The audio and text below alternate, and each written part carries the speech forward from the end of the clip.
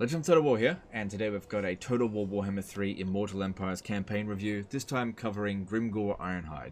So a lot has changed for Grimgor since Total War Warhammer 2, in that he used to start over at the Black Crag, and now he's over at Saber Mountain. Now this makes more sense from a lore perspective, but it's also a more interesting start position. Previously at the Black Crag, you're pretty much going up against greenskins initially, and then just fighting dwarves for a long time, and that's okay for a bit, but lack of variety of enemies can get a bit dull. Now over here you've got greenskin initial enemy, you've got warriors of chaos over here with Kolek Suneater, you've got plenty of ogres, you've got some dwarves further down here, you've got Cathay not too far away, you've got Skaven further down here, and you've got humans over here, although you do have to travel a fair bit to go and pummel them. So you've got a more variety of enemies.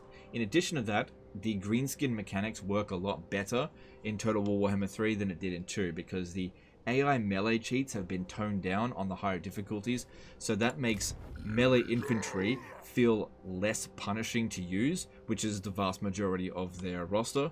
So it doesn't feel so crappy going into battle with your early game greenskin armies and your orc boys being unable to beat anything. That's not the case in Total War Warhammer 3.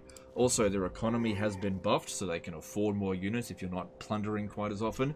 And the supply lines have been reduced so you can pump out more armies. So basically everything that's been changed in Total War Warhammer 3 kind of worked in the greenskins' favor, and Grimgor Ironhide makes use of all of it.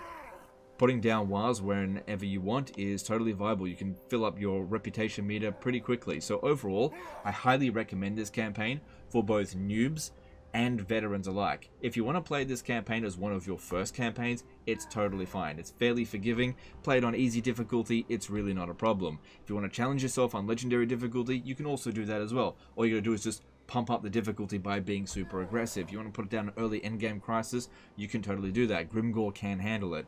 So overall, I recommend this campaign to everyone, regardless of what difficulty, regardless of how good you are as a player, and regardless of your particular playstyle. The greenskins have got you covered. Anyway, that's the end of this one. Let me know in the comments below what you think of this review, and also which one you'd like to cover next.